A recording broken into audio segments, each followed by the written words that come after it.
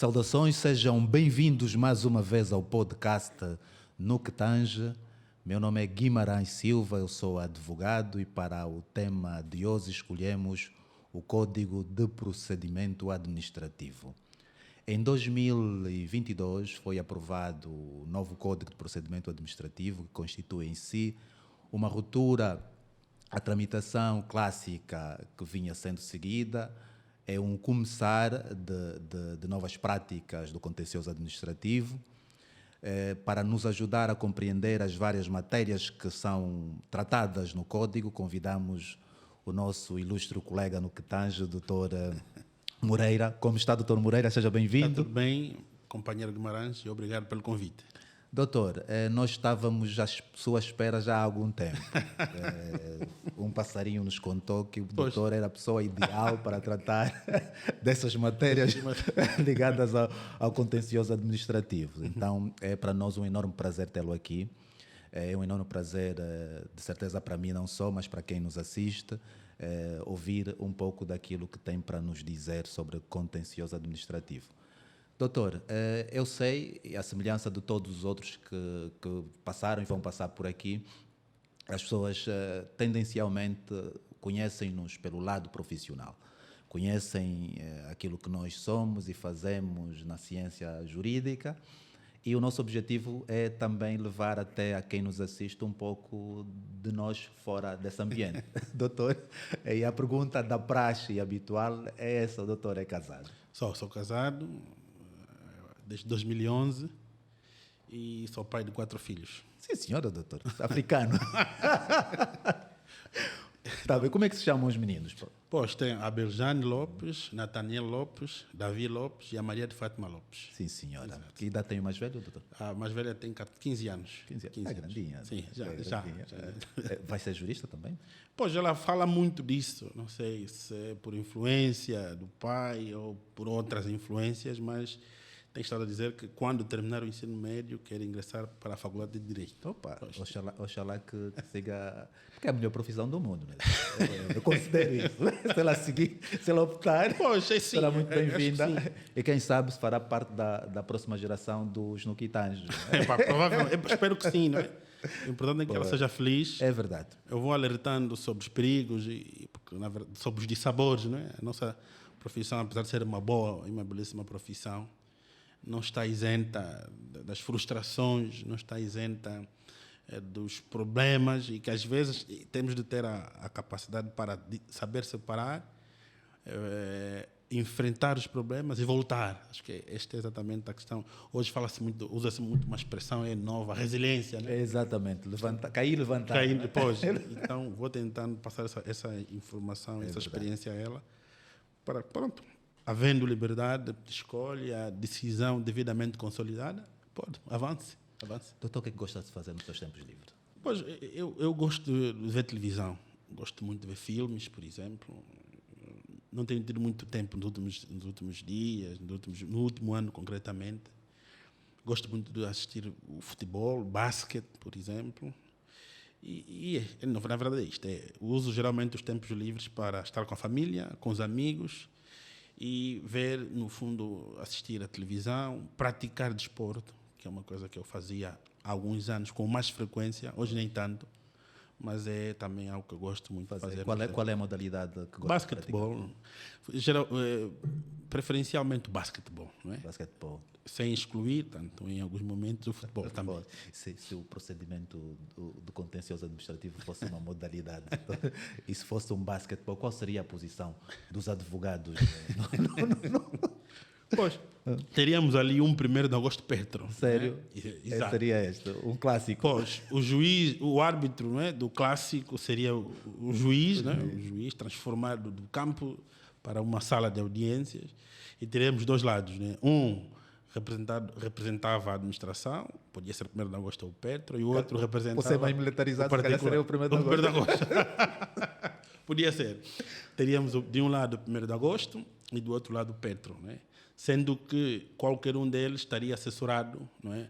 Ou por um advogado, ou, dependendo do contexto, pelo Ministério Público. Portanto, teríamos esta configuração. Pois. Doutor, E se fosse um filme? Seria drama, comédia, ação? Comédia? Eu acho que não seria uma comédia. Não que a comédia não seja séria e não há aqui nenhum pronunciamento pejorativo, não é isto. Mas estaria mais próximo de um drama. De um drama. De um drama. Será por muito que tem que se descobrir ainda do contencioso? Sim, e porque no contencioso, a semelhança dos outros processos também contenciosos, o civil, familiar e os outros, comercial, discutem-se problemas muito sérios. Sim, muito sérios. é verdade. E até discutem-se questões ligadas à vida da pessoa. Sim. Estamos a discutir, por exemplo, uma questão importante sobre o direito de propriedade de alguém, não é? Que perdeu a sua residência por via de um ato expropriativo, por exemplo. Alguém que não tem outro meio para habitar, por exemplo, para residir, e perdeu o seu imóvel. E vai discutir exatamente isto. Ou a recuperação do imóvel, ou uma justa e pronta indemnização ou compensação para poder voltar à situação em que ele estava antes da expropriação. Portanto, é a vida das pessoas que se discute. Acho que, como disse, volto a repetir, sem desprimor a respeito da comédia ou dos outros géneros, não é, cinematográficos, a verdade é que aqui está mais virado para um drama, não é? Um drama. É verdade. De preferência, um drama que se aproxime da vida real. Sim, sim. Eu concordo com o doutor. Pois. Acho que está mais ajustado a um drama. Gosta de carros, doutor? Sim, gosto. Gosto. Acho que quase todos os rapazes, os homens, gostam. Não? Sim, acho que sim. Acho que aí é uma adrenalina, uma história, um mito que se cria à volta do carro, sobretudo à volta da velocidade que os carros têm. É exatamente por aí, doutor. Se o rito processual do contencioso administrativo fosse comparado a um veículo, qual seria? Isto é complicado. Podemos aqui construir dois cenários. Um em que temos um processo, por exemplo, mais rápido, não é? Mais rápido, acho que a expressão é esta, ou mais célere, pronto, ajustando aqui, entrando para o espírito no que tange, não é? Tem que ser uma tramitação mais célere. Podíamos ter ali um Ferrari, não é? Sim. E, aliás, durante a discussão e nas várias conferências que nós temos tido sobre estas matérias, as pessoas dizem sempre, olha, a legislação, quer o Código de Procedimento, o Código do Contencioso, são autênticos Ferraris. É assim que eles têm sido caracterizados. São autênticos Ferraris, justamente por causa das soluções que trazem, por causa das inovações que trazem e que poderão, na verdade, ser implementadas ou não, tudo dependendo do contexto e de um conjunto de elementos. Não é? Então, o ideal é exatamente isso, é que eles, teoricamente ou inicialmente, sejam equiparadas a um Ferrari. Queremos que seja um Ferrari.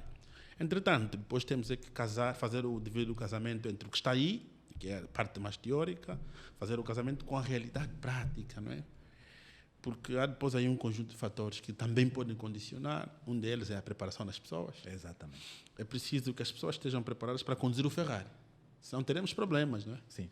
Imagine um Ferrari a ser conduzido por alguém sem habilitação, sem carteira, sem uma carta de condução, como nós Desastre na chamamos. certa. Acho que devia ser um Ferrari que depois já de ser conduzido por alguém que esteja habilitado para o efeito. Exatamente.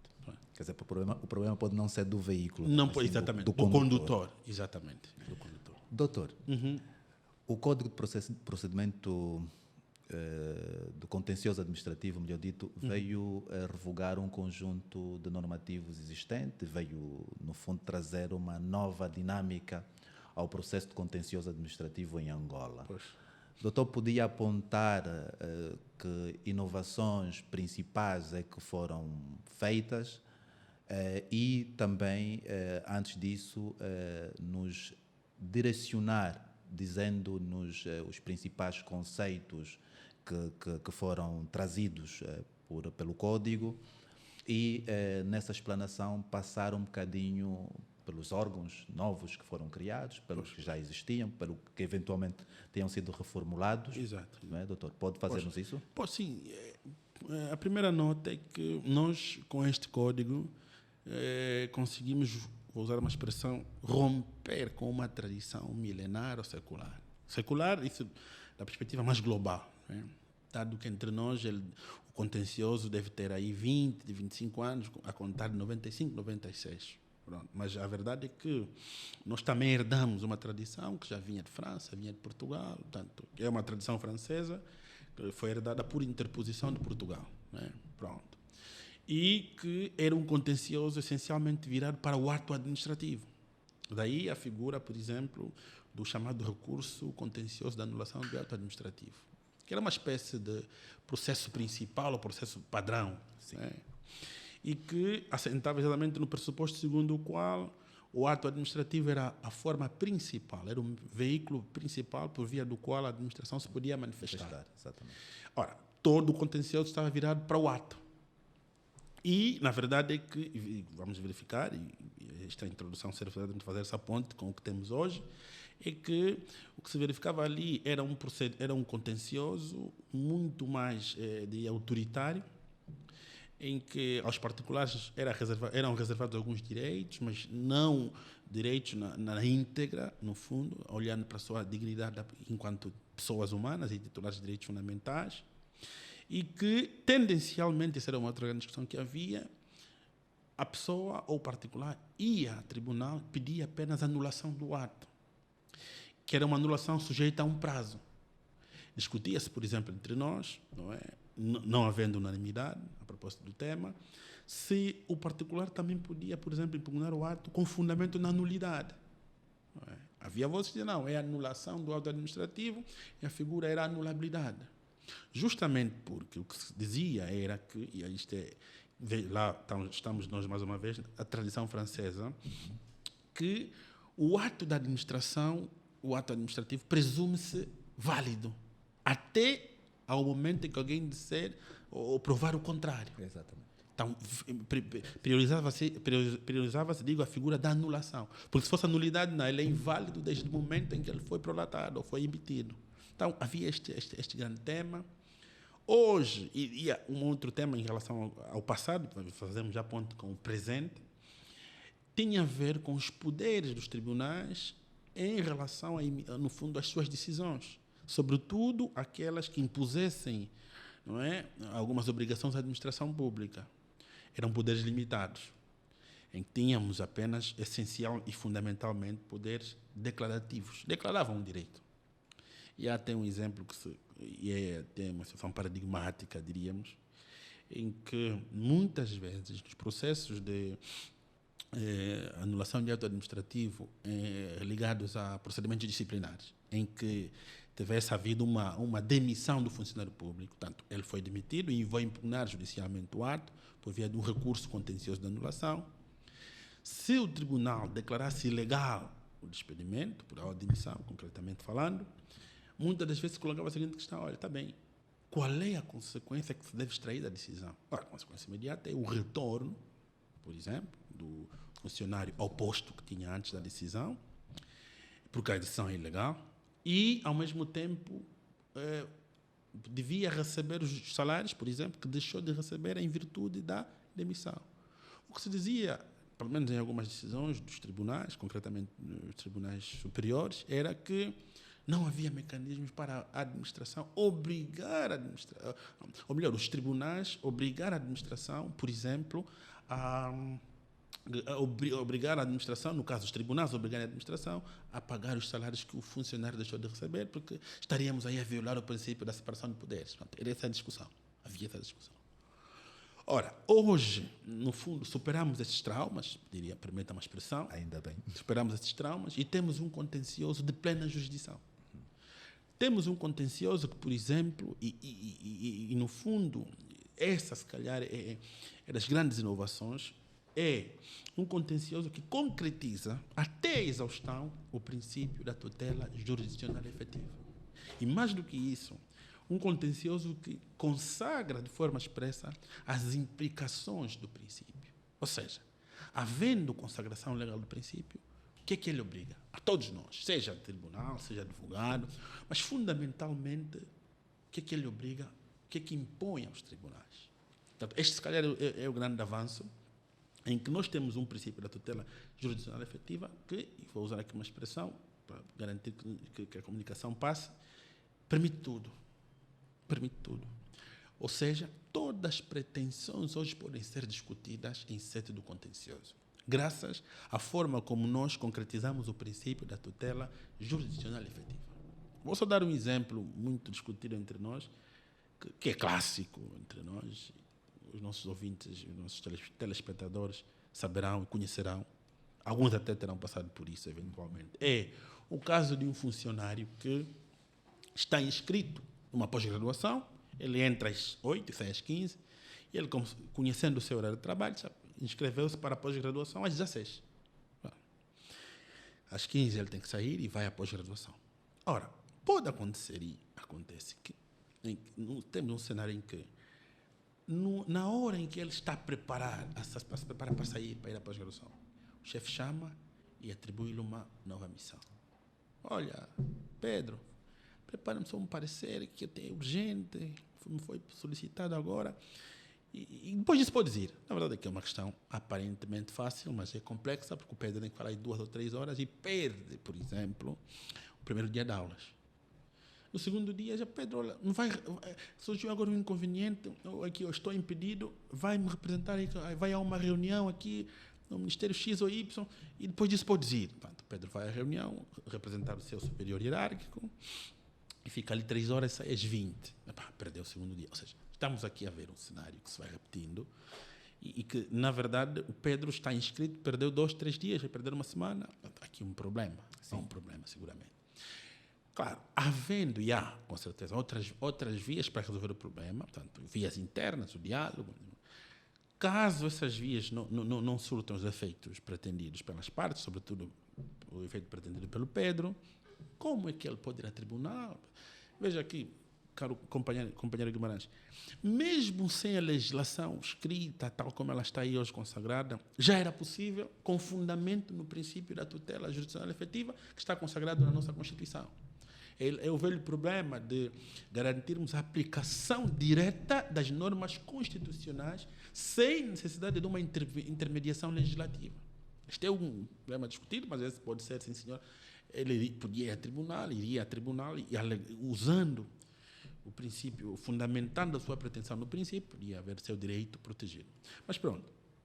Ora, vai a tribunal e qual seria o pedido? O pedido podia ser, olha, eu estou inscrito numa pós-graduação, mas não me está a ser dada a possibilidade, porque todos os dias aparece um trabalho, uma reunião, e estou a perder, paguei um valor, e, portanto, tenho interesse em frequentar a pós-graduação, porque me vai ajudar como profissional aqui, mas também como profissional futuro. Não é?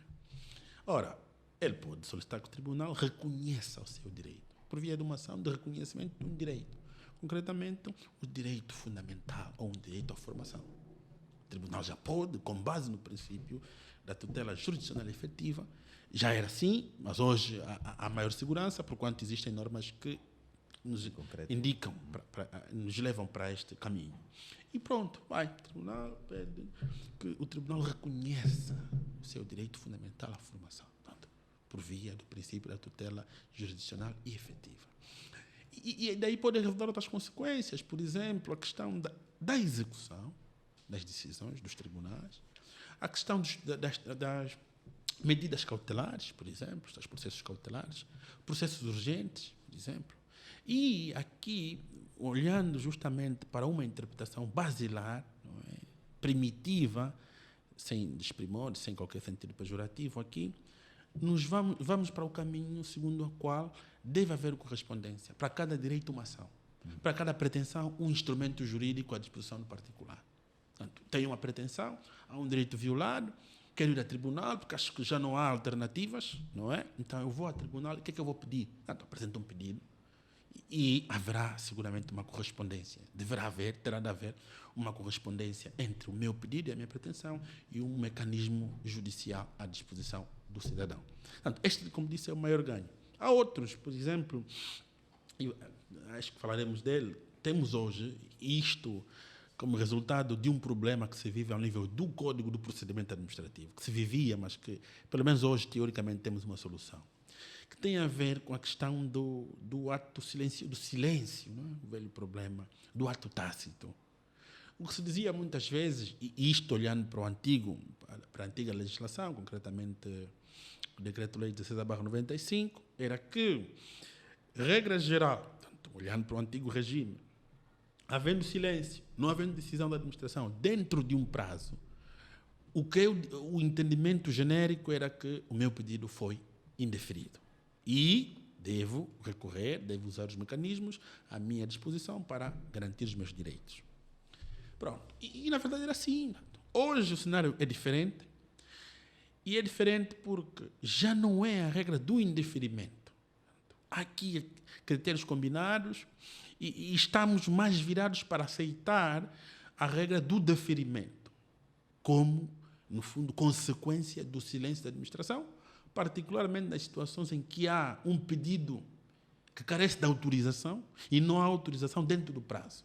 Portanto, eu vou interpretar esta falta de autorização expressa como uma aceitação e um indeferimento.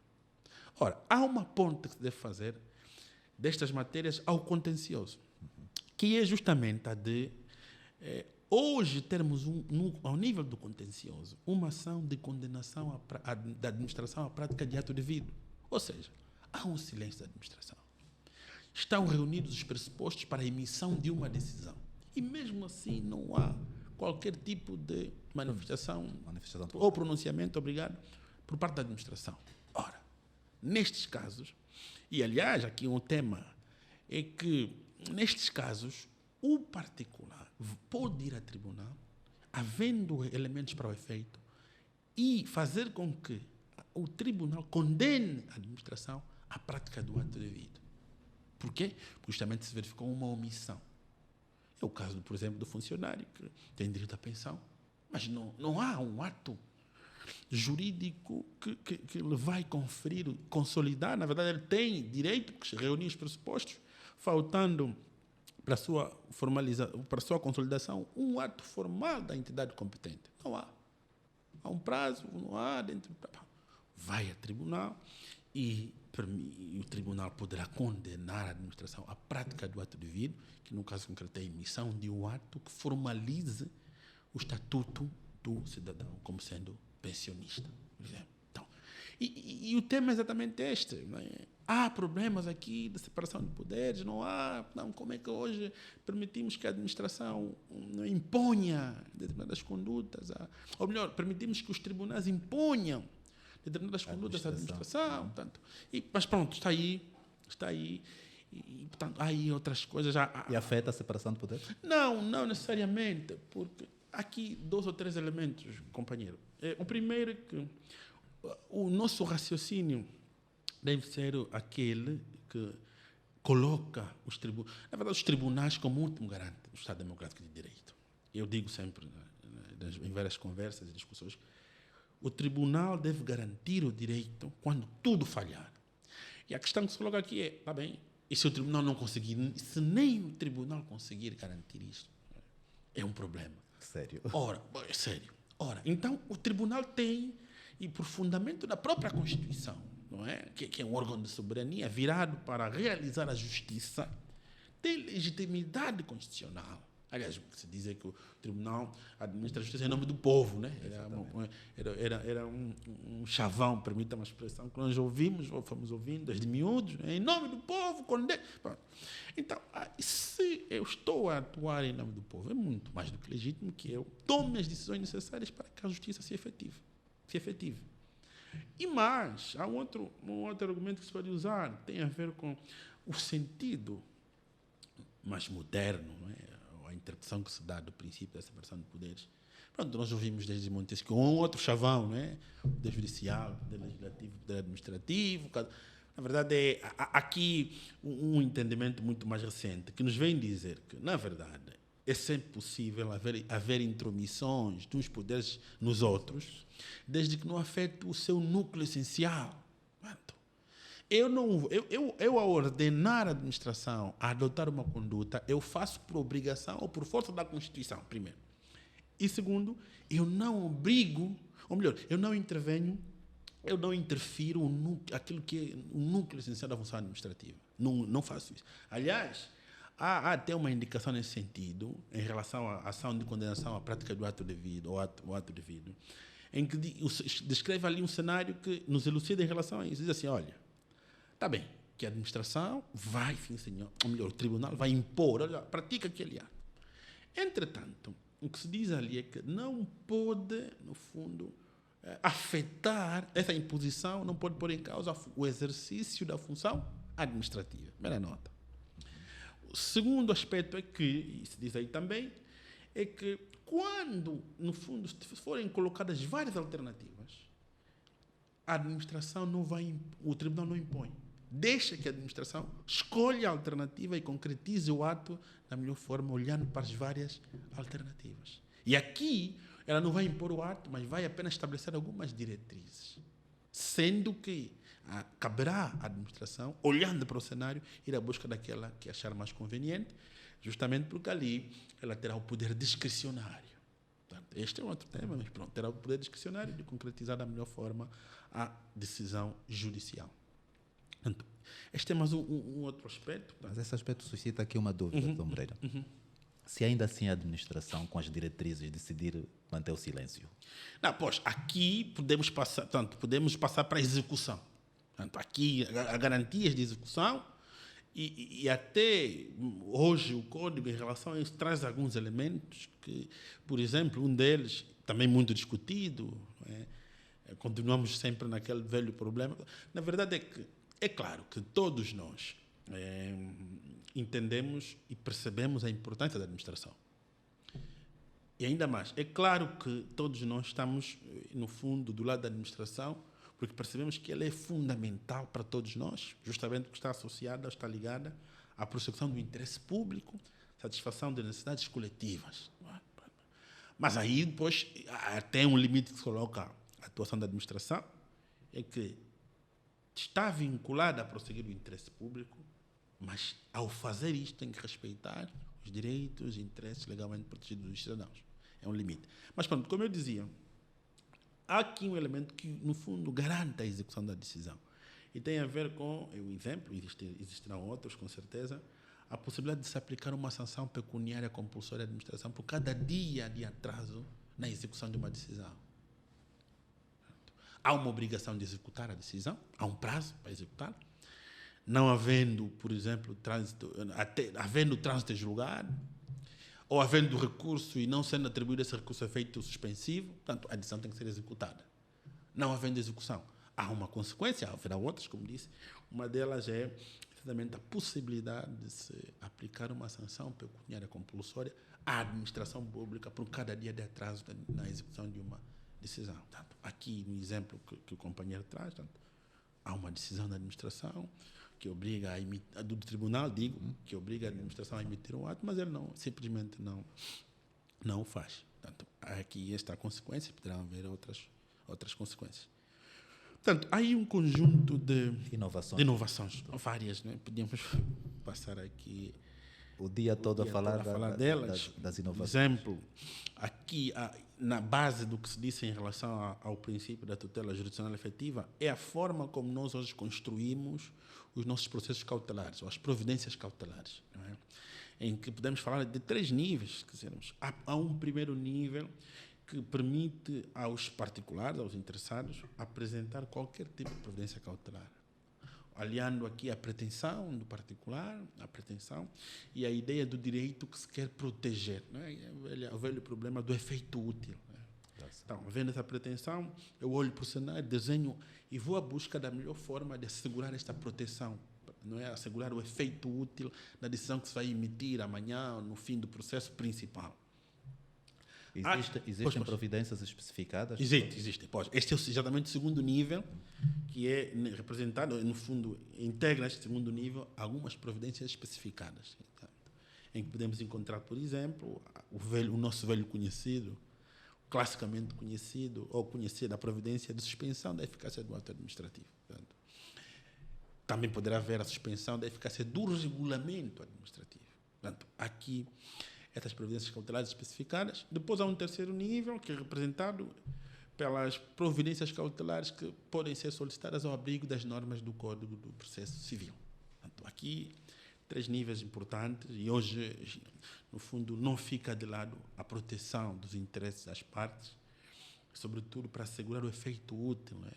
Porque corremos o risco, não havendo essas providências cautelares, corríamos o risco de ter decisões emitidas sem nenhum efeito. Claro. Fala-se hoje, há uma figura que se usa muito em processo civil, a inutilidade superveniente. Não é? Estamos aqui a perder tempo, afinal o efeito já não está assegurado. Não é? Sim, é verdade. E tanto aqui esta Esta dimensão. necessidade da cautelar, A cautelar, o efeito exato, útil das ações. Exato. Doutor, eu gostava que olhasse um bocadinho para a perspectiva do rito processual, Pois. da tramitação, Exato. que nos ajudasse a compreender que princípios e como é que as partes se comportam no processo ou devem se comportar no processo.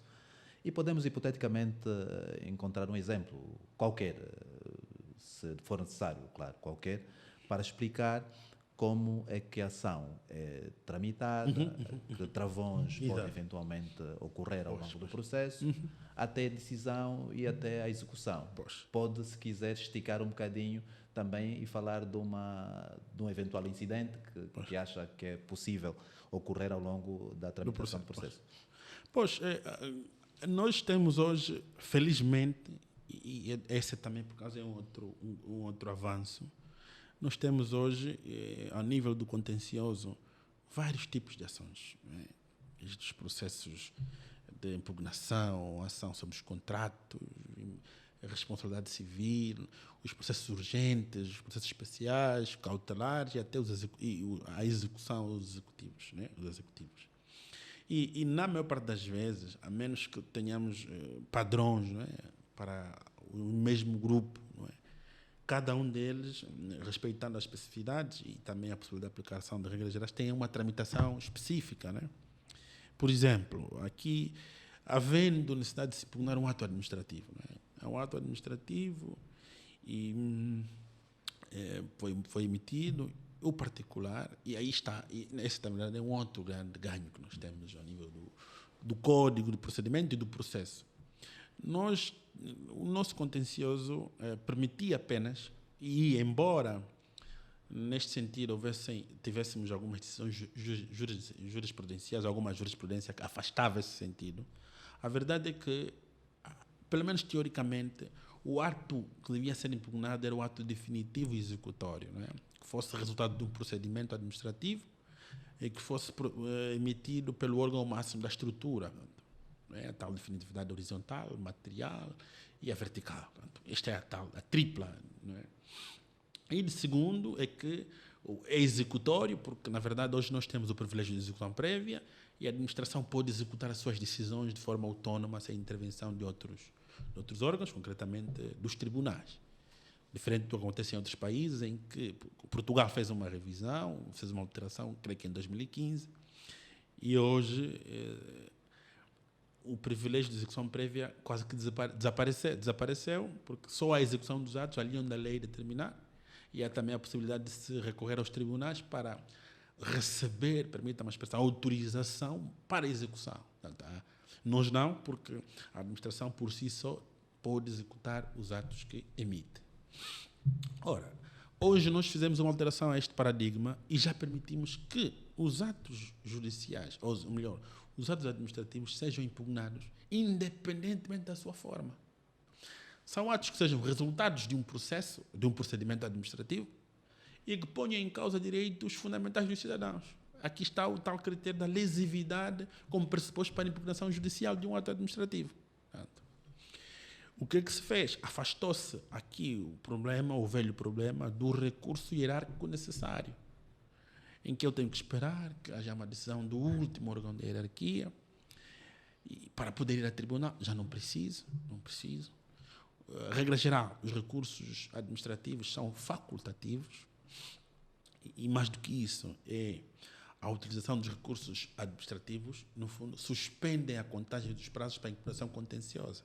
O que isso quer dizer? Que, na verdade, eu posso usar um e outro alternativamente com base na minha estratégia e com base no que eu pretendo, não é? com a utilização destas vias. Ora, então, vamos impugnar um ato qualquer, um ato, eu vou solicitar uma licença e o meu pedido é indeferido, por exemplo, com falta de fundamentação. Não há fundamentação. Quando o próprio Código de Procedimento exige que os atos administrativos devem ser fundamentados. Não é reprodução de argumentos, não. remeto, no fundo, aos argumentos. Não. É mesmo fundamentação individual específica. Pronto, foi indeferido o meu pedido, não há qualquer decisão. Então, pronto, vou ao tribunal. Não quero recorrer, veja que o recurso hierárquico e a reclamação são facultativos, eu não quero perder tempo, não que, pronto, às vezes, para não ser mal percebido, não que isto seja exatamente sinónimo de perca de tempo, mas pronto, quero ir ao tribunal e vou ao tribunal, não estou impedido, e vou impugnar o ato. Vou ao tribunal, tenho um prazo, 45 dias para o efeito, e vou impugnar. Que começa justamente na primeira fase, em que eu apresento a minha petição inicial, né? A fase dos articulados. Né? Eu já não faço fórum, aliás, há algum tempo. Já não sou exatamente um advogado forense, como dizem, né? Ainda há dias estive a ver advogado forense a tempo inteiro, a tempo integral. Há um colega que tem o hábito de fazer esse destaque. Eu gosto muito do processo civil, mas infelizmente não é uma área que eu tivesse desenvolvido tanto quanto queria. Mas pronto. Pois, eu vou a tribunal e começo uma comunicação com o juiz, com o tribunal, justamente porque acho que o tribunal é parte desinteressada. E aqui uma nota importante é que quando eu vou apresentar um recurso ao administrador ou ao diretor de uma determinada repartição, ele é parte interessada. Este é, de facto, um grande tema, não é? Sim. Ele é parte interessada, porque ele quer, não que seja mau, também às vezes é preciso esclarecer, quer que o interesse público, e deve ser assim, que haja respeito pelo interesse público. Porque, havendo respeito pelo interesse público, há aqui um sinônimo, há um reflexo na vida das pessoas, porque estamos aqui a cautelar a realização de necessidades coletivas, pelo menos. Inicialmente, esse é o teorema inicial.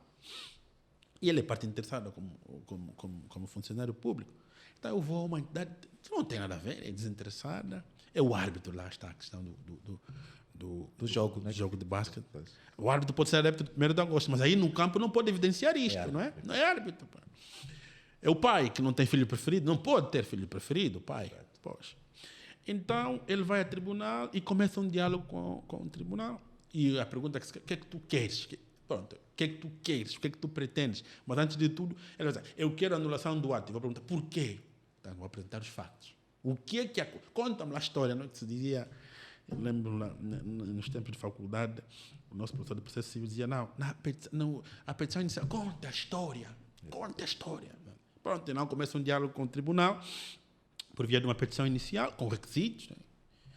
A tal ideia da causa de pedido, valor. Então ele vai apresentar esse requerimento ao tribunal, né? E o tribunal recebe, e aí começa exatamente, depois o rito, né? A tramitação. O tribunal recebe, verifica se há alguma inconformidade, se há algum problema, se há até uma causa no documento, um aspecto que impede o andamento definitivo, não é? E aí a figura do indeferimento liminar, não é? Que dizia matação logo à nascença e não há aqui qualquer outro ato posterior. Não havendo, ou havendo uma causa que pode ser superada, a lei, o direito permite a superação, então ele convida a corrigir. Este é exatamente o primeiro passo. Depois, há aqui a questão da fase da contestação.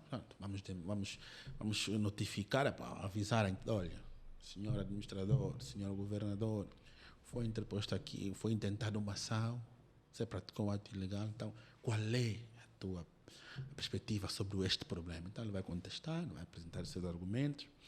Há aqui também um aspecto inovador, que é nesta fase, que é na fase de troca de documentos, né, eu trago o problema e, por força do contraditório, tenho que ouvir a parte contrária, que nem passa pela cabeça do juiz decidir sem ouvir a parte contrária. Né?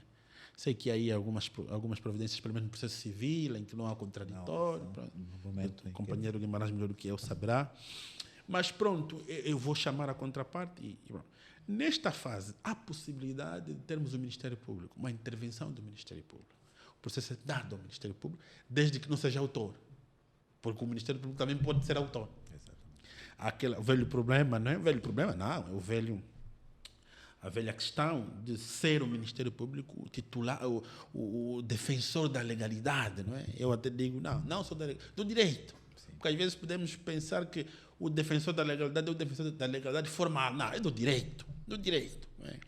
por força do princípio da constitucionalidade, que está ali, é um princípio do nosso contencioso administrativo, porque os tribunais, quando analisarem os pedidos, quando analisarem os processos, vão, no fundo, avaliar a ação da administração face aos princípios que estão na Constituição e todas as outras normas, por exemplo. Mas pronto, então o Ministério Público intervém para apreciar, emitir a sua opinião e até sugerir diligências ou até se pronunciar sobre o mérito. Portanto, este é um aspecto importante. Ali mesmo já se pode pronunciar sobre o mérito.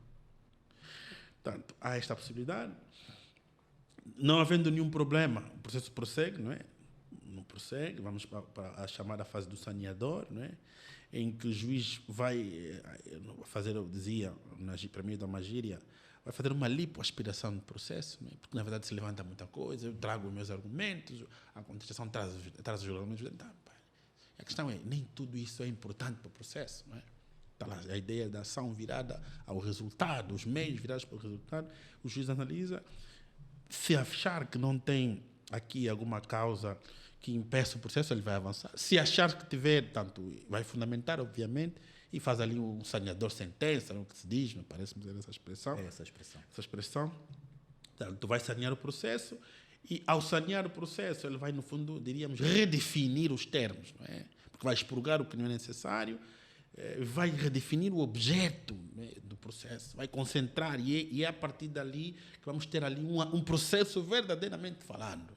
Porque já houve intervenção do juiz. Antes é o particular que leva, depois é a demandada, mas agora é o juiz que já definiu o objeto do processo e é sobre este processo que nós vamos ter a nossa discussão. Vai girar em torno disso. E aí depois vem a fase da produção da prova.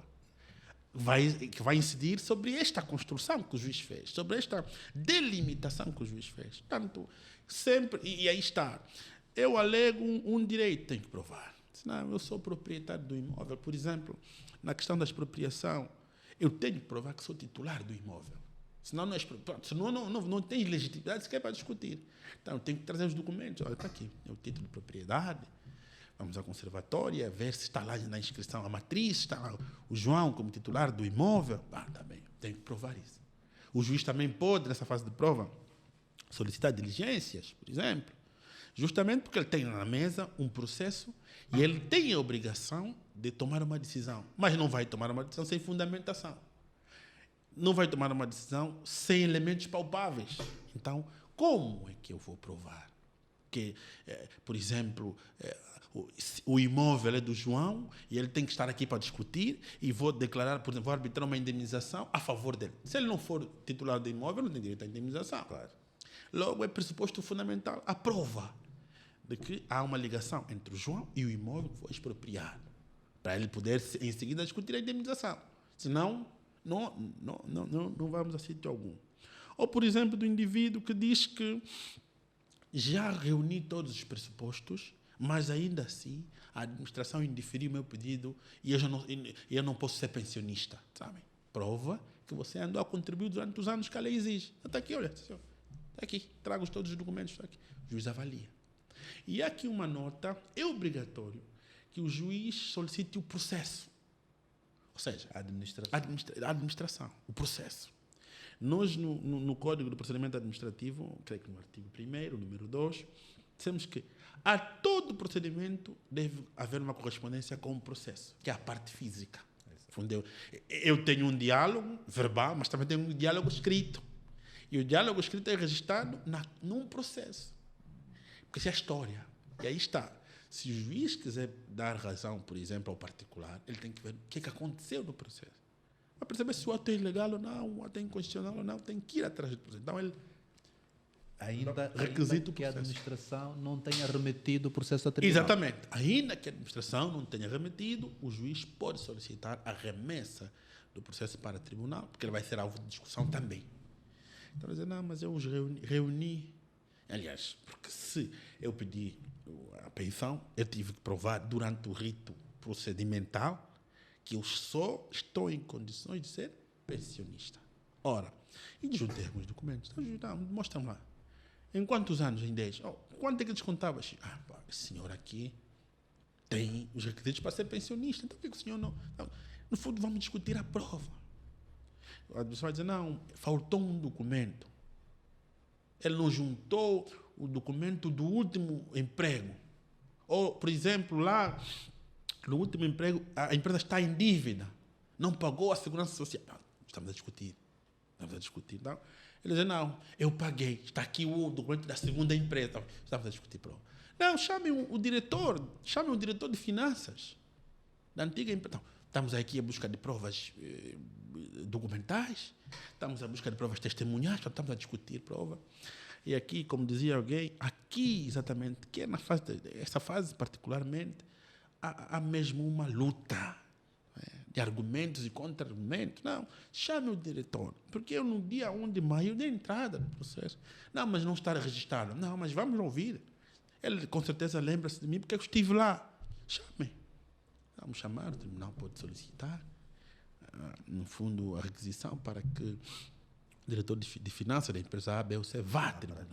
Vá a tribunal. Portanto, passada esta fase, vamos para a fase das alegações, não é? Em que o demandado tem um prazo para apresentar as suas alegações. No fundo, é a última oportunidade. Em função do que se decidiu aqui, falamos de muita coisa, discutimos provas, contra-provas, argumentos, contra-argumentos. O que é que tens a dizer? Então, ele apresenta as suas alegações e aí fechamos praticamente o processo. Aí um último ato em que o processo é remetido para o Ministério Público para a emissão do parecer, a vista, né? Eles chamam muito comumente a vista do Ministério Público, em que ele se vai pronunciar sobre o comportamento das partes, a eventual má-fé de alguns dos funcionários, portanto, tem a oportunidade de se pronunciar sobre alguns aspectos do processo. Não é? Depois disso, portanto, há aí um tempo em que o tribunal vai ser, o juiz, concretamente, sendo um tribunal coletivo, o juiz relator, não é, vai trabalhar para a construção da decisão, da sentença do acordo, conforme a composição do tribunal. Esta decisão tem que ser uma decisão fundamentada, devidamente fundamentada. Não basta haver reprodução de argumentos. É preciso que o juiz se pronuncie sobre cada um dos aspectos levantados e, sobretudo, os aspectos que ele cimentou, consolidou na fase do saneador, não? Do saneamento e condensação do processo. Sim. Portanto, aí uma decisão, que depois pode ser alvo de recurso, obviamente. Quem não estiver satisfeito com a decisão pode recorrer. Há uma estrutura hoje, diríamos, de 3 níveis, em termos da ordem judiciária comum, os tribunais de comarca, os tribunais de relação e o Tribunal Supremo. Portanto, aí, essencialmente, esses 3 níveis, sendo que depois temos as câmaras e o plenário do Tribunal Supremo, portanto, como órgão ou como estrutura que também intervém no processo do contencioso administrativo. Sim, em relação aos recursos, pode a administração, já disse que sim, que podia a administração, sentindo-se perdida ou sentindo-se satisfeita com a decisão, recorrer. Exato. Como é que se operaria? Eu estou aqui a ver a administração, diante de uma diretriz dada pelo tribunal, não se sentir satisfeita e recorrer. Parece meio estranho, não? Pois. Parece meio estranho. Exato. Parece meio estranho, mas há esta possibilidade, não é? Aqui a perspectiva inicial, não é? Quer seja por força do que aparece na Constituição, ou que está consagrado na Constituição, que é a ideia do direito ao recurso, não é? Sobretudo estribada na ideia da dupla decisão, dupla jurisdição, em que, no fundo, nos leva ao pensamento segundo o qual o cidadão tem direito a ver o seu processo analisado, pelo menos por 2 tribunais, por 2 instâncias diferentes. Né? Na base dessa ideia que há essa legitimidade para imposição ou interposição de um recurso. Tá? Pois. Doutor, eu penso que acabamos falando um pouco sobre, passamos transversalmente sobre o código, desafios no futuro. Quais são os desafios que acha que nós temos? São muitos, companheiro Guimarães, são muitos. Como disse, concluímos uma etapa muito importante da reforma administrativa, ou da reforma, que é justamente a criação da legislação. Isto é uma fase extremamente importante, é essencial para as etapas que se seguem. Mas há uma fase que se segue, que também é fundamental. Não quero trazer aqui ou estabelecer uma hierarquia de prioridades, Mas ainda assim, há uma segunda fase, também ela fundamental, que é a fase da preparação das pessoas, formação das pessoas. É preciso que agora, nesta segunda fase, se massifiquem as formações. Portanto, às vezes nós achamos que sejam ou são binômios inconciliáveis, a ideia da massificação e da formação de qualidade. É possível, sim, senhora, massificar a formação e garantir a qualidade da formação. Então, chega a ser o segundo grande desafio. Precisamos de garantir que os operadores do direito, não só juízes, procuradores, os escrivães, todo operador, advogados, inclusivamente, estejam por dentro do processo. E para estar por dentro é preciso perceber o código. Não perceber na íntegra, não, mas é perceber exatamente o essencial e aquilo que hoje constitui mudança, que vai exigir uma mudança de atitude, mudança de atos na relação com os tribunais e não só. Então temos que divulgar, temos que massificar as formações, como disse. Mas, ao mesmo tempo, temos um terceiro vetor, que é o vetor da criação de algumas condições, não é? Nós temos estado a ver, e o colega Guimarães, melhor do que eu, é advogado forense, tem estado em contato com os tribunais, e se calhar é importante garantir que haja condições para permitir que este código seja implementado. Por exemplo, em relação ao número de juízes, fundamentalmente devido aos prazos, fundamentalmente também porque há de ver, e o tempo poderá nos dar razão, que o número de litígios ou o número de impugnações vai aumentar. Então temos que ter os juízes, primeiro, preparados, em termos técnicos e até em termos comportamentais também, mas temos que ter um número de juízes capazes, não é? E que possam responder positivamente aos vários pedidos que forem sendo apresentados ao nível dos tribunais. Este é, de facto, o terceiro grande desafio. Depois disso, precisamos de dialogar. Acho que nós precisamos de, juntos, esse é exatamente o caminho, construir alternativas. Juntos, construir caminhos, não é? Não há qualquer relação inconciliável entre o juiz, o procurador, o advogado, não. Precisamos discutir. O NUCTANGE, na verdade, está a cumprir o seu papel e é fundamental que haja esse tipo de iniciativas nesta altura. É um veículo que vai ajudar a trazer algumas ideias ou inovações do código, mas precisamos de alargar esse debate. Precisamos de levar a informação lá onde ela eventualmente não chegue, por vários motivos. Precisamos de nos arrojar, permita-me a expressão, sim, para garantir que não haja assimetria na divulgação ou, sobretudo, não haja assimetria no acesso à informação. Por exemplo, há uma conferência em Luanda, eventualmente só os juízes de Luanda, os advogados de Luanda, depois têm acesso aí às redes sociais, o Zoom, mas também vamos levar lá a informação, vamos ao IS, vamos à Cabinda. Permite uma interação mais de perto. Vamos discutir isso. Há aqui um outro tema também que a interação nos vai ajudar a garantir ou assegurar, é que precisamos de perceber como é que a legislação está a ser aplicada. É muito comum, e esse é de facto o caminho, nós precisamos de, depois de um tempo, voltar a sentar e dizer, olha, foi bom, mas a bondade ou não deve ser, no fundo, deve estar ligada a elementos fáticos. Sim. Então, correu bem. Passados 3 anos, isto melhorou, aquilo melhorou, fundamentalmente porque aplicamos da melhor forma o código. Exatamente. Portanto, isto é o balanço. Não correu bem. Não correu bem, logo temos que nos preparar. Perceber primeiro porquê, mas, sobretudo, preparar uma reviravolta. Com base no diagnóstico feito, eu vou reestruturar a minha caminhada, a minha passada, eu vou melhorar ali onde tem que ser melhorado. Como se diz, as reformas são, no fundo, equiparadas a rodízio, não é? O senhor lá do rodízio passa, já passou o bife, volta a passar o bife. Então, a ideia é exatamente a mesma, circular. Mas é preciso que, havendo esta ideia circular, nós possamos identificar os ganhos. Não é só mas já passou. Não. Estamos a circular, mas estamos a perceber que há ganhos.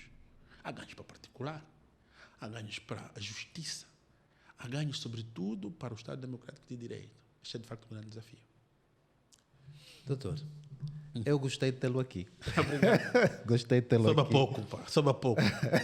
Pois, passou rápido o tempo. Passou Rápido o tempo. Mas gostei de tê-lo aqui, doutor. Eu espero contar consigo para as próximas edições do nosso Nuquitange. É como sempre digo, felizmente os nossos convidados trazem sempre conteúdo jurídico de qualidade. O doutor não fugiu à regra. Obrigado. Conseguimos perceber a vontade que tem nessas matérias, não é? E isso motiva-nos a chamá-lo outras vezes para vir conosco, transmitir-nos um pouco do seu saber. Muito obrigado mais uma vez, doutor, pela sua presença. Caríssimos, tivemos mais uma vez com o nosso Nuquitange. Aproveite, subscreva o canal, digite o sininho para estar por dentro de todas as notificações que temos para si. Temos novidades semanais, todas as semanas temos uma coisa nova, temos qualidade como esta que nos brindou o Dr. Moreira. E se tiverem alguma dúvida, interajam conosco, não é? E na próxima vez que o Dr. Moreira cá vir, de certeza conseguirá satisfazer. Muito obrigado a todos, até a próxima.